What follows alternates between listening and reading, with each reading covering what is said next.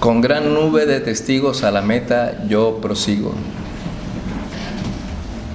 Pero por el gozo que hay delante, no es las cosas visuales, pasajeras y finitas. Hay un gozo delante de nosotros al cual nosotros tenemos que asirnos, agarrarnos, aferrarnos. No importa lo que pase en el intermedio, no importa. El propósito es la meta, el llamamiento final, y eso es la comunión con nuestro Dios. Bien, voy a hacer un repaso de lo que hemos dado de Juan 3 hasta ahora.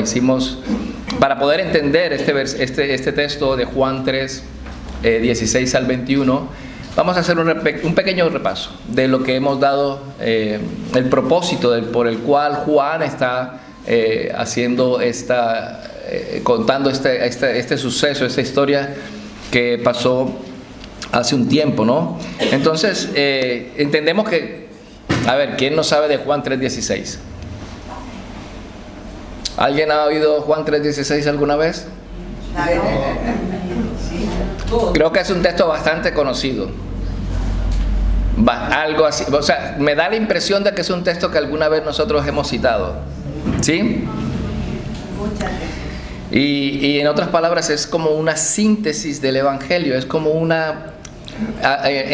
en sistemas decimos que está comprimido el Evangelio ahí y que hay que descomprimirlo para poderlo entender, ¿sí?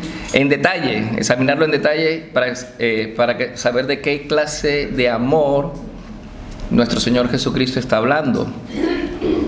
Y veremos 6 elementos, pueden ser menos o pueden ser más, 6 elementos, por decirlo así, que se encuentran en este pasaje. Pero primero quisiera empezar por lo que no significa este pasaje, ¿vale? Juan 3:16 no habla de por quién murió Cristo. Repito, Juan 3:16 no habla de por quién murió Cristo. Ese es uno de los problemas, que la gente vive sacando versículos para cuestionar una doctrina de la cual ese versículo no habla. Entonces, no, Cristo murió por todos. Bueno, ya veremos, ahora lo veremos bien. Este versículo no está hablando de por quién murió Cristo. Este versículo está hablando del contexto de lo que vamos a leer ahora.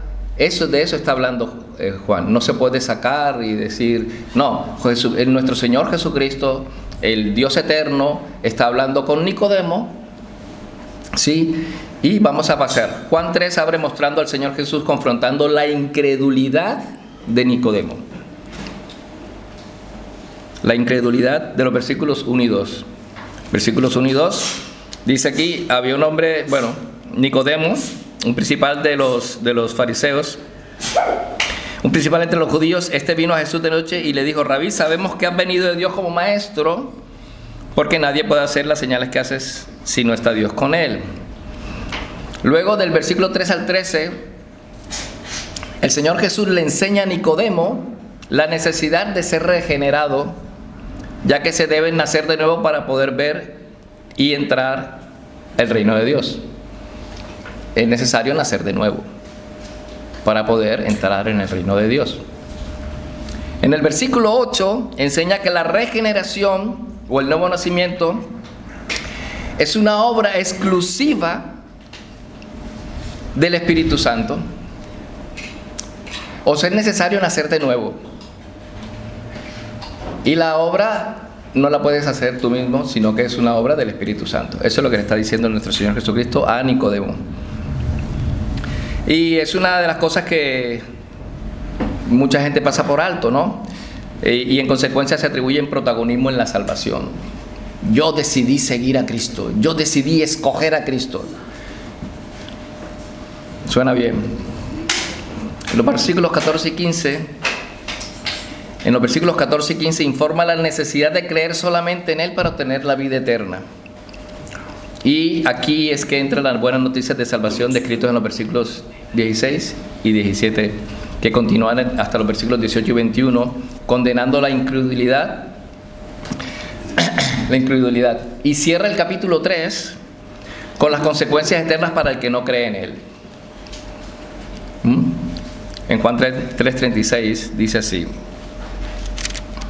el que cree en el Hijo tiene vida eterna, pero el que rehúsa creer en el Hijo no verá la vida, sino que la ira de Dios está sobre él.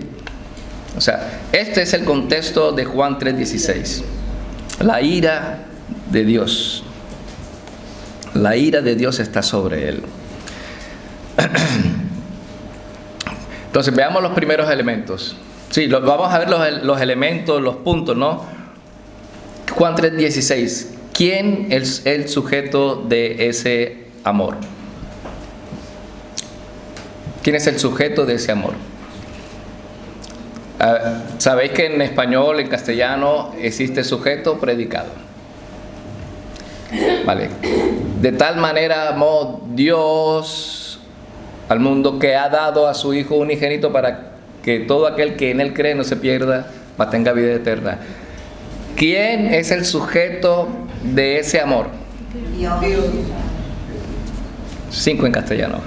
Muy bien. El amor es una virtud que todos deseamos, ¿no? Es una virtud que tenemos en buena estima. El amor de Dios es perfecto e ilimitado, pero el nuestro es imperfecto, defectuoso y limitado, porque así somos nosotros, imperfectos, defectuosos y limitados. Y de igual manera nuestro amor es así. Nosotros no amamos perfectamente a nadie. Siempre hay algo en lo que fallamos, incluso al amar. Así que si crees que amas, no amas como deberías amar. Si crees que amas, no amas como deberías amar. Pero el amor de Dios es perfecto, en contraste con el nuestro, que podemos experimentar amor inmenso.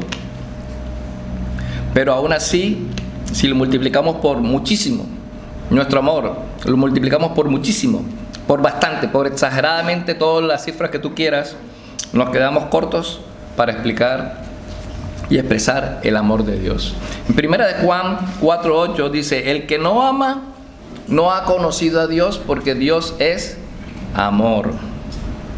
Y no debemos olvidar que Dios es santo y justo. Y precisamente porque Dios es amor, pero porque Dios es santo y es justo, esos atributos hacen resaltar el amor de Dios.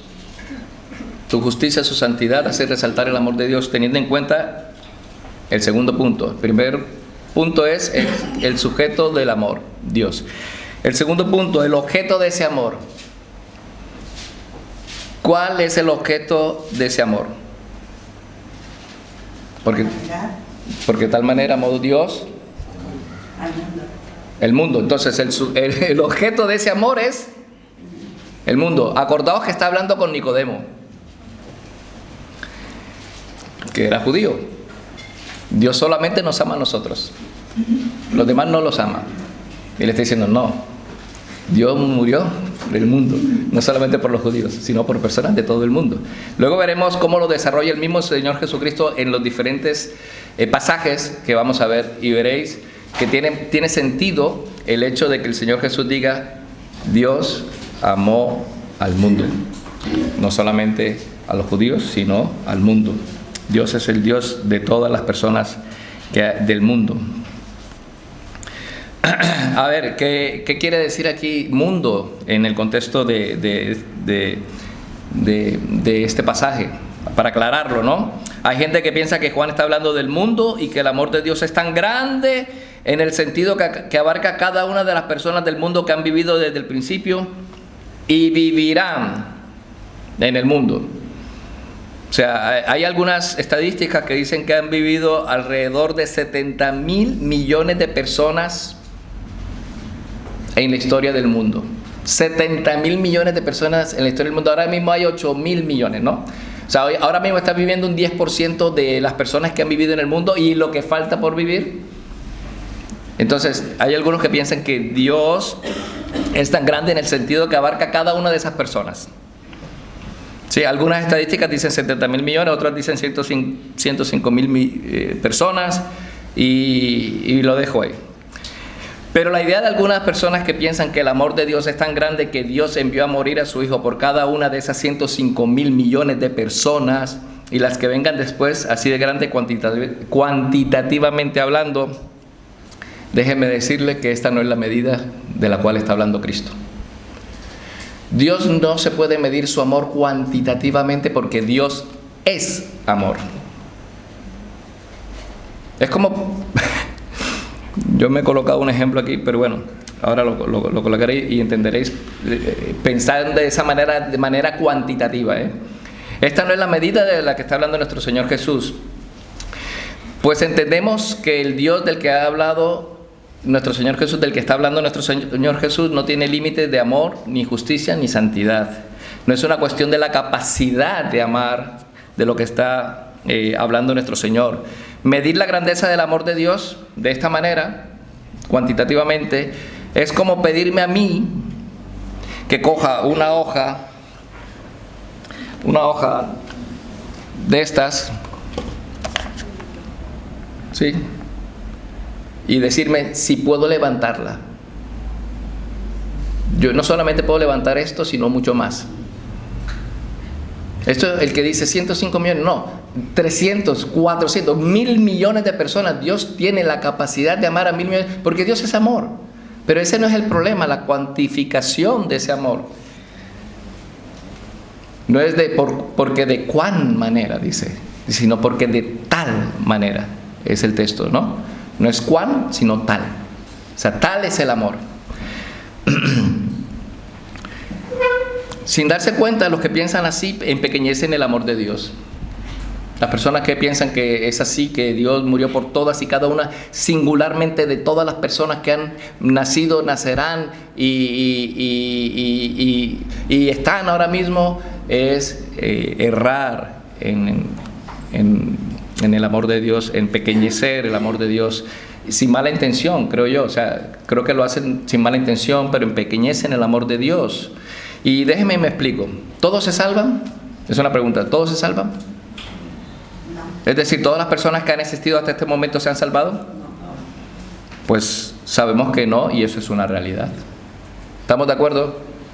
No todos se salvan. Acordaos que el sacrificio de Jesucristo amerita redención. Y si está redimido, ya no hay condenación. Ninguna condenación hay para los que están en Cristo Jesús, los que no andan según la carne, sino según el Espíritu. Ninguno de los que han sido redimidos van a perderse. Y los que se pierden, pues no han sido redimidos. Eso ya es otra cuestión. Pero vamos a ver la palabra mundo. Si interpretamos la palabra mundo así, de esa manera, llegaremos a la conclusión de que todo lo que hace Dios por todas las personas que han vivido, viven y vivirán en el mundo fue abrir un camino de salvación y luego dejar en las manos de cada cual que se salven, porque no todos se salvan. Por lo tanto, es como si el texto dijera, para hacernos entender, voy a utilizar un texto, una interpretación que dio un pastor, dijo: Dios amó de tal manera a todos los que han vivido, viven y vivirán en este mundo, que dio a su Hijo unigénito para hacer posible que cualquiera de ellos pueda salvarse, pero sin asegurar la salvación de nadie. Lo repito. Si pensamos que es cuantitativamente, Dios de tal manera amó a todos los que han vivido, viven y vivirán en este mundo, que dio a su Hijo unigénito para hacer posible que cualquiera de ellos pueda salvarse, pero sin asegurar la salvación de nadie. Eso es lo que significaría el texto. Pero eso, hermanos, no significa el texto. Viéndolo así, diría que el amor de Dios no sería lo suficientemente grande para asegurar la salvación de nadie en particular. Nuestro Señor Jesús está hablando con Nicodemo, un maestro de la ley, un erudito, el maestro de la ley, como expliqué la vez pasada. Pero es imposible que interpretemos este texto de esta manera. Es prácticamente una aberración pensar así. Noten que la declaración está en el contexto de la conversación con Nicodemo, en Juan 3:16. Comienza con un ¿por qué?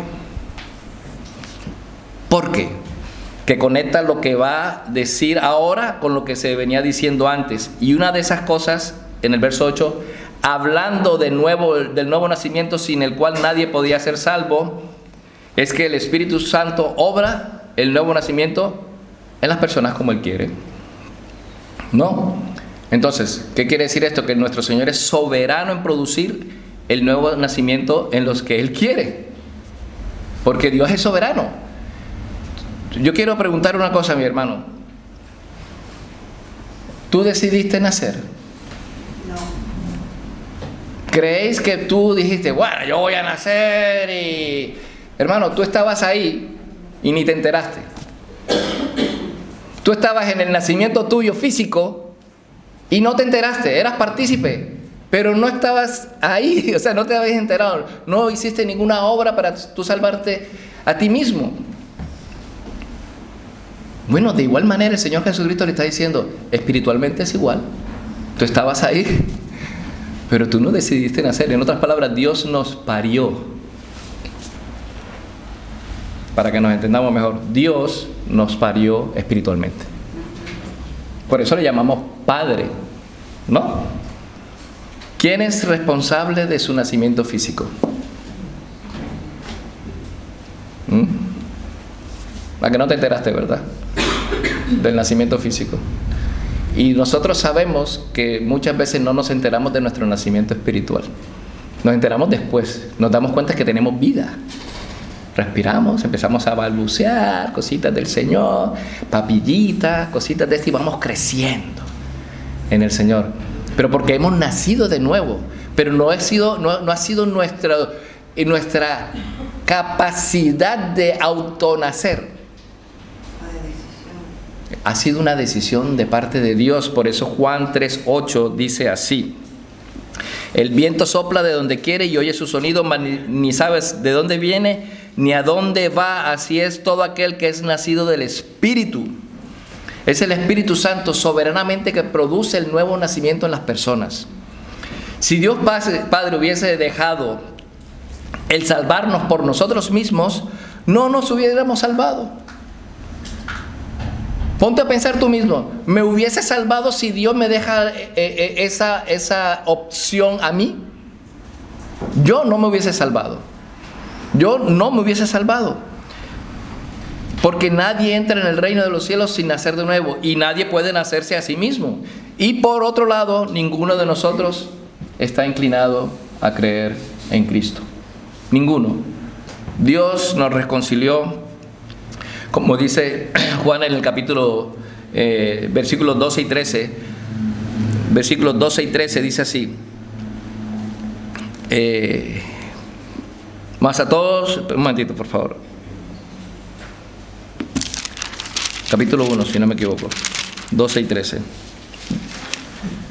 Mas a todos, sí, capítulo 1, 12 y 13, mas a todos los que le recibieron, los que creen en su nombre, les dio la potestad de ser hechos hijos de Dios. Por lo tanto, aclarando, todos los que creen en su nombre son hijos de Dios, pero no se queda ahí. Versículo 13, los cuales no son engendrados de ni de voluntad, o sea, no son engendrados por los hombres, ni de voluntad de varón, sino de ¿qué?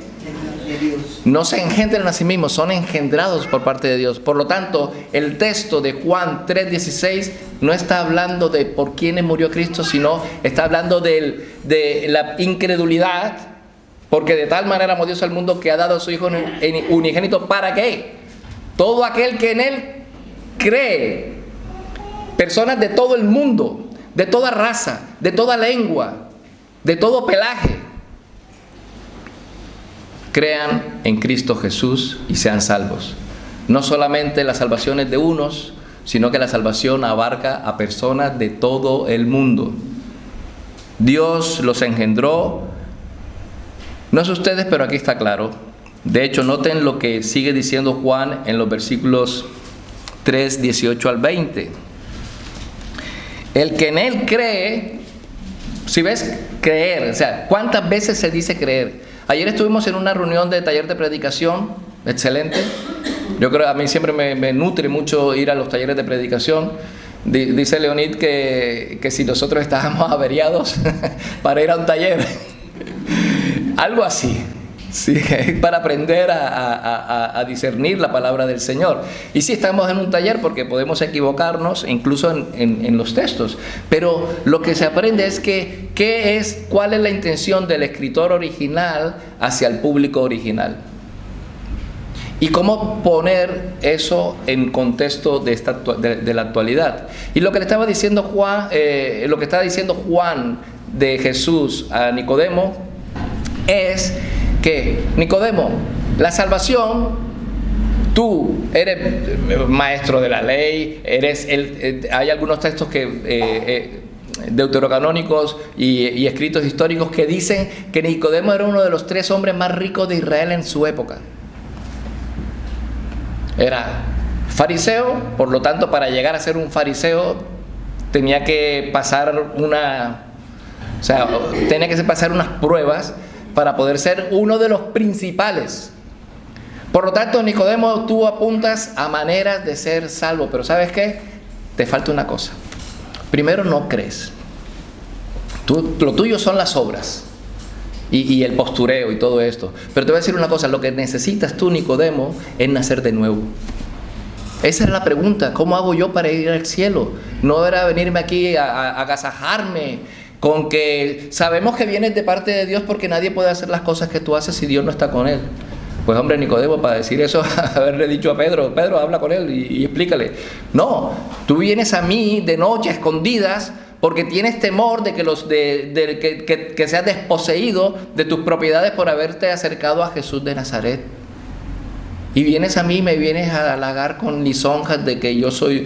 No, Jesús le está diciendo a Nicodemo, tienes que nacer de nuevo. Y le dice Nicodemo, ¿cómo se hace esto?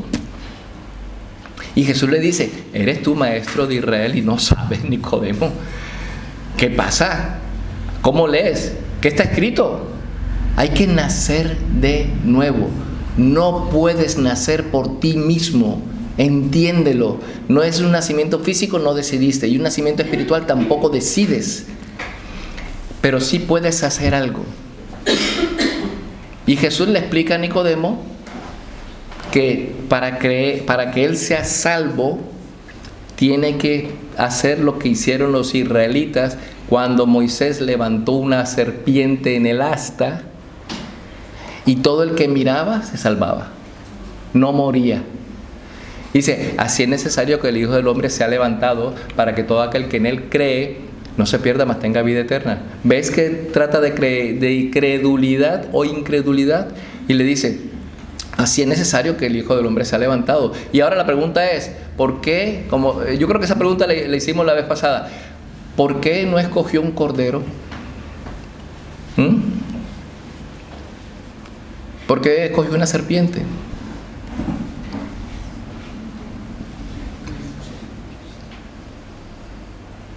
Ahora pasaremos a ese punto. Una pregunta, ¿cuántas personas del mundo, de este planeta, hacen lo malo? 75, 95, 100%, ¿no? Todo el que hace lo malo odia la luz, así que todos los seres humanos odian la luz. Entonces ahora preguntémonos, ¿qué significa que el amor que Dios amó al mundo? Ya vimos que no significa que Dios ama a todos los seres humanos que vivieron y vivirán sobre la tierra. Entonces, ¿qué significa entonces? ¿Qué significa entonces? Cuando Juan usa la palabra mundo es para referirse al sistema de maldad, el sistema de cosas. Los testigos de Jehová traducen ese versículo muy bien. Habla del sistema de cosas, ¿sí? Porque el hombre ama el sistema de cosas, o sea, ideologías, todo este sistema de cosas a las cuales nosotros nos aferramos, ¿no? Que imperan en este mundo caído y que se oponen a Dios.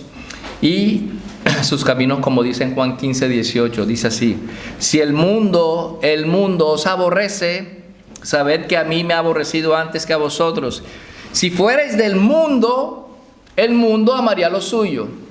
Pero como no sois del mundo, antes yo os elegí. Yo os elegí a vosotros del mundo. Por eso el mundo os aborrece. Porque yo os escogí a vosotros del mundo.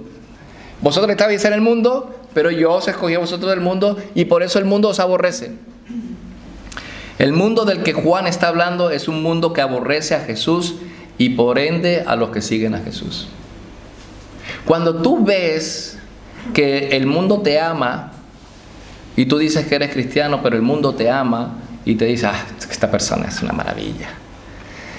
Es probable, y disculpad que lo diga, es probable que tú estés muy alineado con el mundo y por eso seas bastante agradable al mundo. Pero si tú procuras hacer la voluntad de Dios, va a llegar un momento en que el mundo te va a aborrecer porque el mundo aborrece a Jesús. Y así como aborrece a Jesús, te aborrecerá a ti. Así que examina tu corazón. Mira a ver qué cosas del mundo tienes contigo que hace que seas muy agradable al mundo y no despreciable. De manera que la palabra mundo en Juan 3:16 apunta a una humanidad caída que aborrece a Dios.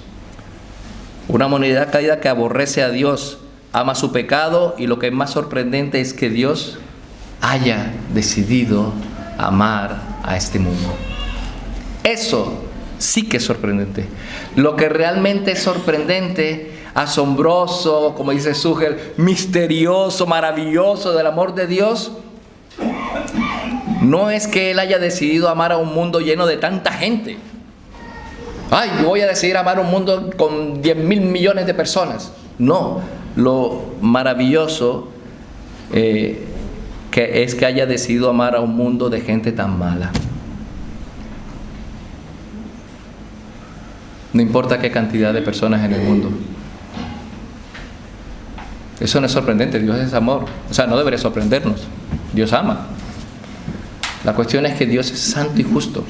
Y aún así, a pesar de su santidad y su justicia, Dios decidió amar a un mundo de gente mala. La cuestión no es cuánta gente hay, sino cuánta gente mala somos.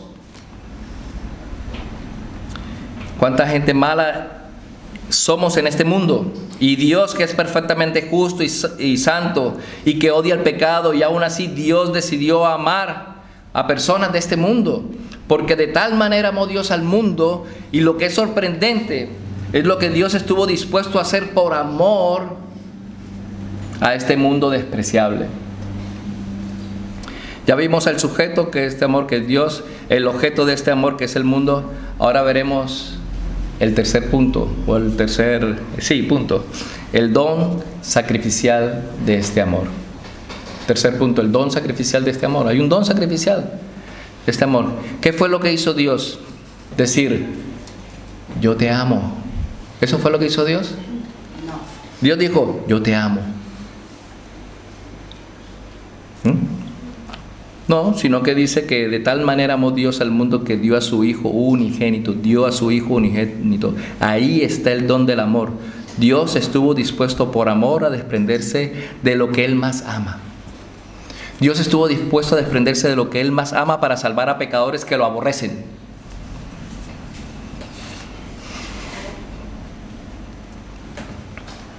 Nadie de nosotros está dispuesto a sacrificar a su Hijo. Pero Dios sacrificó a su Hijo por gente que lo aborrece. No es que estamos hablando aquí de nosotros y vosotros.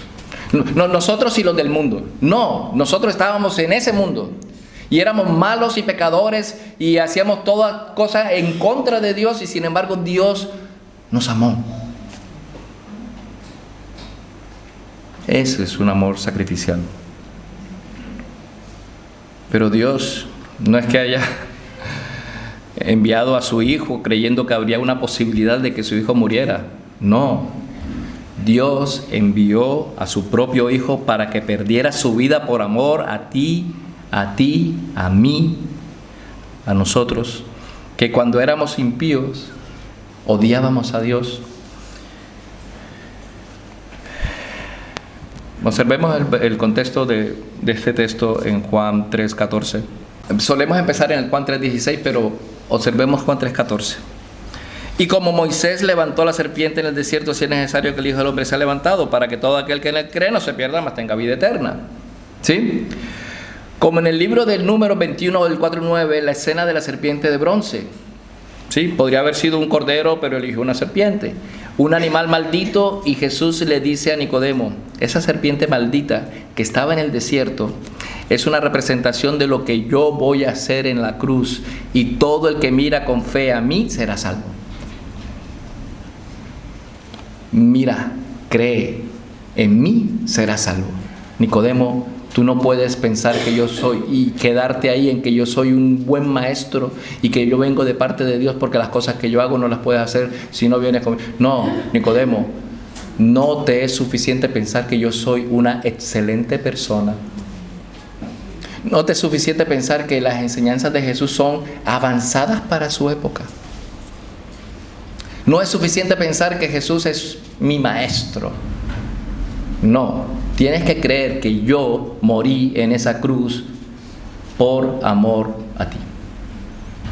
Tienes que creer que ese sacrificio ha sido hecho efectivamente para la redención de tus pecados. Si tú crees eso, eres salvo. Si no crees eso, ya estás condenado. Pero, ¿por qué una serpiente? La pregunté antes y la vuelvo a preguntar ahora. ¿Por qué una serpiente? Porque nuestro Señor Jesucristo tenía que ser hecho maldición en la cruz.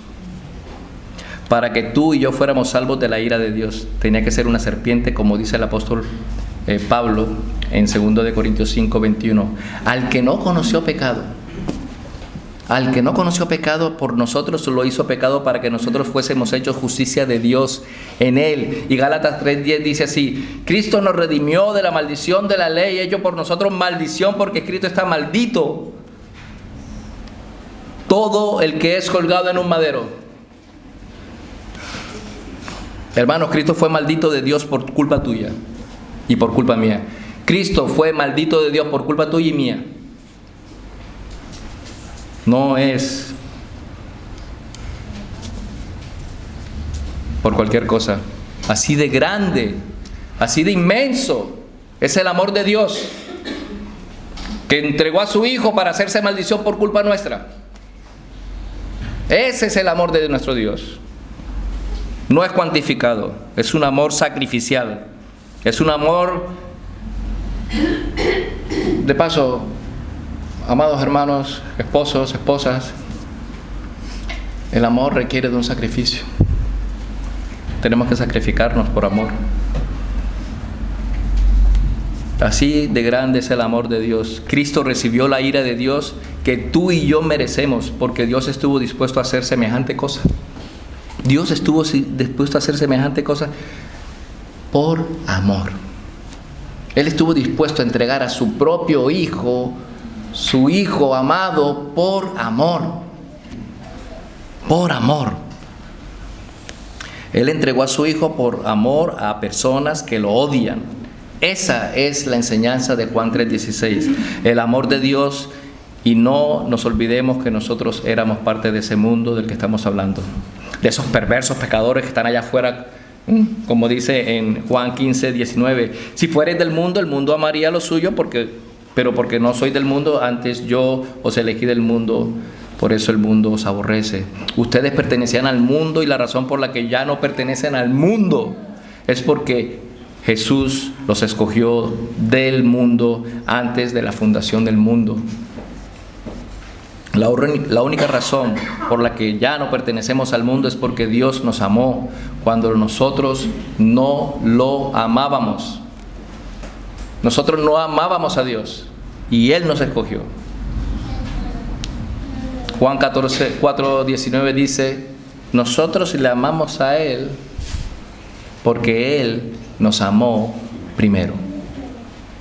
¿Entendéis el Juan 3:16? No se trata de la cantidad de personas por las cuales podría morir Cristo y amar Cristo. Se trata por la cualidad de ese amor, que por personas de todo el mundo que lo odian a Él, Él decidió morir. Este texto no habla de la salvación, habla de creer. Dios no nos conquistó con palabritas ni detallitos, sino que envió a su Hijo, que se hizo hombre y murió en la cruz para perdonar todos nuestros pecados, y además de eso después envió a su Espíritu Santo para enseñarnos, para cambiar nuestro corazón de piedra por uno de carne y poder atraer a nosotros, como dice Oseas, con sus cuerdas de amor. Nos atrajiste con tus cuerdas de amor. ¿Quién no desea tener una comunión con Dios? ¿Quién no desea estar en comunión con ese Dios tan amoroso, tan maravilloso, que cuando yo lo odiaba, Él me amaba? Que cuando yo salía corriendo de las reuniones del evangelismo, Él decía: te voy a traer con cuerdas de amor porque te amo, porque te escogí antes de la fundación del mundo. Ni tú, ni los que están afuera merecen el amor de Dios, pero yo decidí amarte. ¿Qué hay en ti? Nada. Pero ¿sabes qué? Te amo. Amén. Te amo porque he decidido entregar a mi Hijo único, mi Hijo, mi amado, por ti. Así de grande es el amor de Dios. Y envió además a su Espíritu Santo para cambiar ese corazón de piedra y para enseñarnos todas las cosas. Por eso cuando leemos y no entendemos, decimos: Señor, dame entendimiento porque estoy como una tapia, no entiendo absolutamente nada. Dame sabiduría. ¿Qué es lo que dice este texto? Y lo entiendes. Así de grande es el amor de Dios. Y por eso aún tiene abierta la salvación para ti, si no crees. Para todo aquel que en Él cree, no se pierda, mas tenga vida eterna. Y eso nos lleva al cuarto punto. Nos quedan dos. ¿Para quién? La extensión de ese amor. La extensión de ese amor. ¿Para quién es ese amor? Para todo aquel, ¿no? Para todo aquel. Para todo aquel. O sea, cualquier persona. Momento, déjeme terminar. Cuando está diciendo para todo aquel, es para cualquier persona que, sin importar su condición social, económica, raza, lengua, no importa cuán malo o perverso del lenguado, hipócrita, lo que tú hayas sido, eres o eras, de parte de todo aquel, tú eres parte de todo aquel que en Él cree. Del lenguado, mala uva, llámalo como tú quieras, lo que tú eras, de cualquier lado del mundo, en cualquier idioma, de cualquier color, Él te ha amado porque te hizo creer, te hizo nacer de nuevo. Así que es para todo aquel. Es el cuarto elemento, la extensión de ese amor para todo aquel. En Juan 6:37 nos dice así: todo lo que el Padre me da, vendrá a mí. Y al que a mí viene, no le echo fuera. Ninguno que venga a Él clamando por misericordia, no le echará fuera. Ninguno, es decir, todo aquel que viene a Él, no le echará afuera. Ven a Jesús. Ven a Jesús. Dios no pone ningún tipo de condición, excepto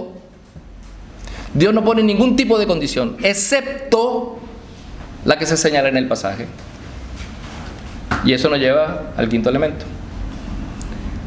el modo de apropiarnos de ese amor. Todo aquel que cree en Él, ese es un llamado universal y al mismo tiempo exclusivo. Universal y exclusivo. Nadie podrá disfrutar del amor redentor de Dios a menos que crea en su Hijo. No existe ninguna otra condición, pero sin esa condición nadie será salvo. No existe sino una sola condición, pero sin esa condición nadie será salvo. La demanda del Evangelio es muy específica. Es que creamos en su Hijo y nadie más. Y no simplemente que creamos en Cristo porque Nicodemo le dice: Señor, yo sé que tú has venido de Dios, lo que hemos hablado, ¿no? Jesús le responde que no le está halagando con eso. ¿Cómo no me halagas, Nicodemo? Yo sé de dónde he venido. Yo estoy ahora mismo en el cielo y aquí en la tierra. Yo soy tanto Dios eterno como encarnado. Eso fue lo que le dijo. Es creer en Jesús como aquel que va a ser levantado en la cruz, o que fue levantado en la cruz en el caso de nosotros, para que todo aquel que crea en ese crucificado no se pierda, mas tenga vida eterna. No se trata solo de creer en Cristo, sino creer que Cristo murió en una cruz para saldar nuestra deuda que teníamos con el Padre. Eso se llama el Evangelio. En Juan 3:18, el que en él cree no es condenado, pero el que no cree ya ha sido condenado, porque no ha creído en el unigénito Hijo de Dios. Hay personas, voy a coger un símil, creo que el otro día hablaba con Giovanni, chateábamos sobre nadar, o bueno, luego te lo pasaré, pero me acuerdo que fue una conversación y la estuve buscando y la encontré, que hay personas que creen que llegar al cielo es como cruzar un río en un bote, ¿sí? Y dicen, si tú usas solo el remo de la fe, vas a dar vueltas en círculo. Si tú usas solo el remo de las obras, vas a girar en círculo, pero contrario. Pero si usas el remo de la fe más el de las obras, vas a llegar a la otra orilla. Hermanos, este es un ejemplo de un pastor de Sugel. Dice, hermanos, el problema es que no vamos a llegar al cielo en bote. Vamos a llegar al cielo en Cristo. No vamos a llegar en bote. Eso del remo por la izquierda, el remo por la derecha, de las obras y eso es fanfarronería. No llegaremos al cielo en bote, llegaremos en Cristo. En Cristo es que vamos a llegar al cielo. Como dice el versículo de Juan 3:15, para que todo aquel que en él cree no se pierda, mas tenga vida eterna. Y Juan 14:6 dice, Jesús le dijo, yo soy el camino y la verdad y la vida, y nadie viene al Padre sino por mí. ¿En quién llegaremos nosotros al cielo?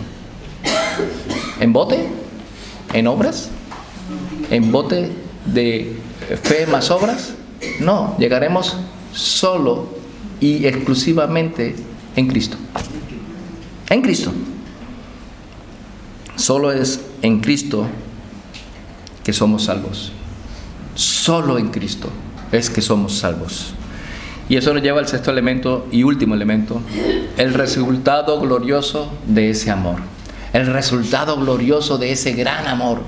¿Cuál es el resultado glorioso de ese gran amor? La última parte del versículo 16. Para que todo aquel que en él cree no se pierda. Ese es el resultado. Si crees, no se pierde, sino que tendrá vida eterna. Solo hay dos opciones para el ser humano: salvación o perdición. Y es el Señor Jesús el que hace la diferencia. Salvación o perdición. Y la única diferencia es que el Señor Jesús está en medio. Porque todos estábamos condenados, ¿sí? Los que rehúsan creer en Él se pierden sin poder escapar de este terrible destino, porque ya fue emitido un veredicto. ¿Cuál es el veredicto? El que en Él cree no es condenado, pero el que no cree ya ha sido condenado, porque no ha creído en el nombre del unigénito Hijo de Dios. Versículo 36, el que cree en el Hijo tiene la vida eterna, pero el que rehúsa creer en el Hijo no verá la vida, sino que la ira de Dios está sobre él. Quiero decirte una cosa. ¿Quieres, para ser condenado, quieres saber qué tienes que hacer? Nada. No tienes que hacer nada para ser condenado, porque ahora mismo, si tú no estás en Cristo, estás condenado. Él no vino a condenar al mundo, sino para que el mundo sea salvo por él. Dice ahí, ¿no? El mundo ya está condenado. Y Cristo vino para no condenar el mundo, sino para que el mundo fuese salvo por Él. Y entonces las personas del mundo que creen en Él ya no son condenadas, pero el que no cree ya ha sido condenado. ¿Entendés lo que quiero decir? Hay una condenación para todo aquel que no está en Cristo Jesús. Ya está condenado. Todo el mundo, nosotros estábamos condenados, todos estábamos condenados. Había una condenación sobre todos nosotros. Y Dios escogió de todos esos condenados un grupo de todas las naciones para que no fueran condenados, sino para que tengan vida en su nombre. Eso es Juan 3:16. Ese es el amor que de todos esos condenados, nosotros estábamos ahí entre ellos. Él decidió salvar a unos para sí. Decidió salvar a uno para sí. Si tú estás aquí en esta mañana y aún no has creído en el Señor Jesús y en su obra en la cruz, déjame decirte que no es que vayas a cosechar la ira de Dios, sino que la ira de Dios está sobre ti permanentemente. Dios no tiene ninguna razón para salvarte, sino todas las razones para lanzarte al infierno. Las mismas razones que tenía para nosotros de lanzarnos al infierno, las tiene con todo el resto. Todos estábamos destituidos de la gloria de Dios. Por cuanto todos pecaron, están destituidos de la gloria de Dios. Por cuanto todos pecaron, están destituidos de la gloria de Dios. ¿Quiénes pecaron? Todos. ¿Quiénes están destituidos? Todos. La única manera para que tú salgas de ese estado de condenación es creer en el sacrificio de aquel en la cruz. Mirad a mí y sed salvos todos los términos de la tierra. Todos los términos de la tierra. Todos, norte, sur, este, oeste. Date la vuelta, lo que tú quieras en diagonal. Todos los términos de la tierra serán salvos si miramos a Cristo Jesús y creemos en su sacrificio en Él. Y quisiera terminar con Juan 17:3, que dice así: esta es la vida eterna, esta es la vida eterna, que te conozcan a ti, el único Dios verdadero, y a Jesucristo a quien has enviado. El que cree en el Hijo tiene la vida, y el que no, y eso, el que tiene el Hijo tiene la vida, y eso no significa que va a vivir para siempre. Déjeme termino, que sí que vamos a vivir para siempre. Pero el que cree en el Hijo tiene vida eterna, y eso no significa que va a vivir para siempre, sino que los que creen en Jesús vivirán por los siglos de los siglos en una comunión deleitosa con Dios.